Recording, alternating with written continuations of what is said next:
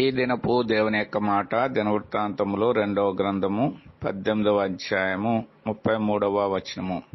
నాకు గాయము తగిలినది. గాయము మానవుల యొక్క గాయములకు మందు లేదని పరిశుద్ధ గ్రంథము బహు స్పష్టంగా తెలియజేసేదిగా ఉన్నది. కారణం ఏంటంటే గాయము చేసేవాడు దేవుడే. లేఖనములో వ్రాయబడినటువంటి మాట, గాయము చేయవాడిని నేనే, గాయాన్ని కట్టువాడిని కూడా నేనని పరిశుద్ధ గ్రంథము ద్వారా దేవుడు మాట్లాడేవాడు ఉన్నాడు. గాయం ఎందుకు చేస్తాడంటే మానవుడు తన స్థితిని తెలుసుకుని గాయాన్ని కట్టేటువంటి దేవుడి వైపు తిరుగుతాడని అనేక మార్లు దేవుడు గాయము చేస్తాడు.